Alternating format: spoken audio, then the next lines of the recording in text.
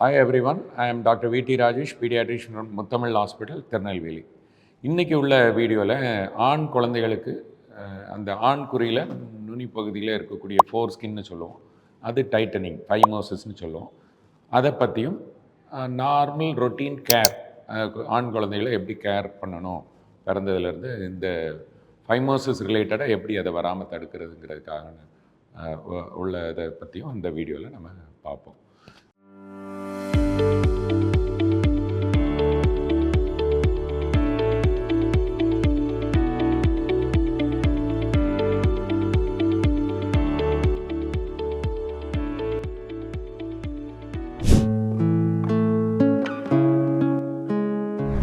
ஃபைமோசிஸ்னால் என்ன அப்படிங்கிறது, அதாவது ஃபோர் ஸ்கின் வந்து அட்டாச் ஆகிருக்கும் அந்த ஆண்குறியோட உள்பகுதியோட ஒட்டிக்கிட்டு இருக்கும். ஸோ பிறந்த குழந்தைகளில் 96% அது ஒட்டிகிட்டு தான் இருக்கும். இது வந்து நார்மல். ஆனால் இந்த குழந்தைங்க பெருசாக ஆக 5 வயசு ஆகும்போது அந்த ஒட்டிகிட்டு இருக்க போர்ஷன் வந்து கொஞ்சம் கொஞ்சமாக குறைஞ்சி விடுபட்டுரும். அந்த தோலை பின்பக்கமாக ரெட்ராக்ட் பண்ண முடியும். இது 5 வயசில் வந்து 50% குழந்தைகளுக்கு ஓரளவு ரெட்ராக்ட் பண்ணுற மாதிரி ஆகிடும்.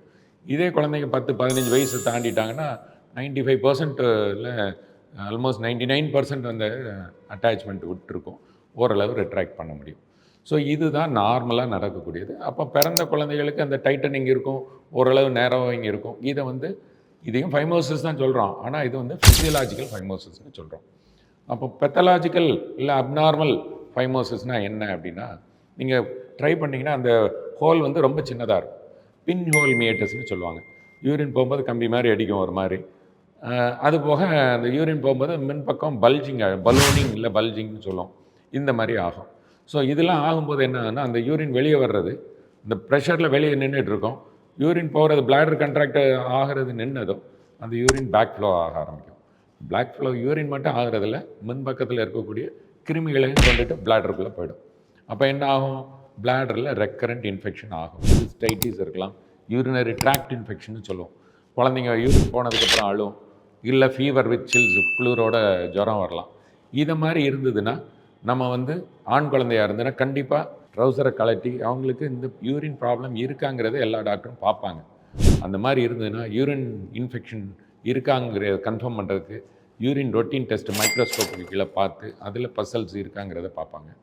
இல்லை கல்ச்சர் பண்ணி அதில் கிருமி வளருதா, என்ன ஆன்டிபயோட்டிக் கொடுத்தா கரெக்டாக இருக்குங்கிறத பார்த்து உங்களுக்கு டாக்டர் தேவைன்னா ஓரல் மெடிசன், ரொம்ப காம்ப்ளிகேஷன் இருக்குது, கிட்னி வர இன்ஃபெக்ஷன் இருக்குன்னா அட்மிட் பண்ணி இன்ஜெக்ஷனும் போடுவாங்க. போட்டுட்டு இந்த யூரினரி ட்ராக்ட் இன்ஃபெக்ஷனுக்கு வேறு எதுவும் காரணம் இருக்கான்ட்டு எம்சியூன்னு ஒரு சில டெஸ்ட் எடுத்துகிட்டு பார்த்துட்டு எதுவும் இல்லைன்னா சிம்பிள் சர்க்கம்சிஷன் சர்ஜரி ரெக்கமெண்ட் பண்ணுவாங்க.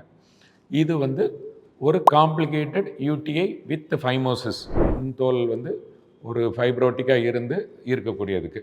இப்போ நார்மல் ஃபிசியலாஜிக்கலாக இருக்குது அப்படின்னா அதுக்கு நம்ம இந்த மாதிரி ட்ரீட்மெண்ட் எதுவும் தேவையில்லை. அதுக்கு ரொட்டீன் கேர் மட்டுமே நிறைய நேரம் போதும். ஆனாலும் இந்த ஹோல் மியட்டல் ஹோல் ரொம்ப சின்னதாக இருக்குது, கொஞ்சம் பலூனிங் இருக்குன்னா சம்டைம்ஸ் இதுக்கு ஒரு க்ரீம் இருக்குது, ஸ்டீராய்டு க்ரீம்ஸ் இருக்குது, உங்கள் பீடியாட்ரிஷியன்ட்ட போனீங்கன்னா எழுதி கொடுப்பாங்க. இதை ஒரு 2 to 3 times a day நம்ம அப்ளை பண்ணணும். எவ்வளோ நாள் போடலாம், 2-3 மாதம் வரை நம்ம ட்ரை பண்ணலாம். பண்ணிவிட்டு ஜென்டல் ரிட்ராக்ஷன் நம்ம பண்ணி க்ளீன் மட்டும் பண்ணிகிட்டு இருந்தோம்னா அது தானாக ஓப்பன் ஆகிடும். ஸோ இதோட சக்ஸஸ் ரேட் ஆல்மோஸ்ட் 90-95% சக்ஸஸ் தான் இந்த க்ரீம்லேயே. இதை நம்ம எல்லோரும் முதல்ல ட்ரை பண்ணணும். எடுத்ததுமே எல்லாத்துக்கும் சர்ஜரி பண்ணணும்னு அவசியம் இல்லை. சர்ஜரி வந்து ரொம்ப ரொம்ப ரேராக தான் ஆகும். 100ல் 1 குழந்தைக்கு வேணால் நம்ம சர்ஜரி தேவைப்படலாம். அது 100 குழந்தைங்க ஃபைமோசிஸோடு இருந்ததுன்னா அதில் ஒரு குழந்தைக்கு தான் தேவை. பிறந்த 100 குழந்தையில் ஒரு குழந்தை கிடையாது.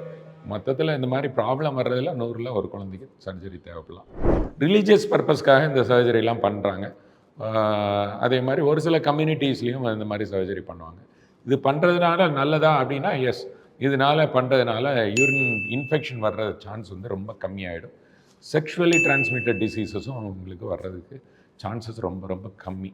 ஸோ சர்க்கம்சிஷன் அட்வான்டேஜ் இருக்குது. ரிலீஜியஸ் பர்பஸ்க்காக ரொட்டீனாக பண்ணுறாங்கன்னா பண்ணிக்கோங்க. மற்றபடி எல்லோரும் கண்டிப்பாக பண்ணணுங்கிற கிடையாது.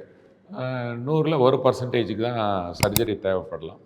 ஸோ உங்களுக்கு இந்த வீடியோ யூஸ்ஃபுல்லாக இருக்கும்னு நினைக்கிறேன். ஆண் குழந்தைங்களை எப்படி பராமரிக்கணுங்கிறத பற்றியும் நம்ம இதில் சொல்லிட்டோம். இது யூஸ்ஃபுல்லாக இருக்கும்னு நினைக்கிறேன். நீங்கள் கமெண்ட் செக்ஷனில் எதுவும் டவுட் இருந்ததுன்னா கேளுங்கள், அடுத்த வீடியோவில் அப்டேட் பண்ணுறேன். நன்றி, வணக்கம்.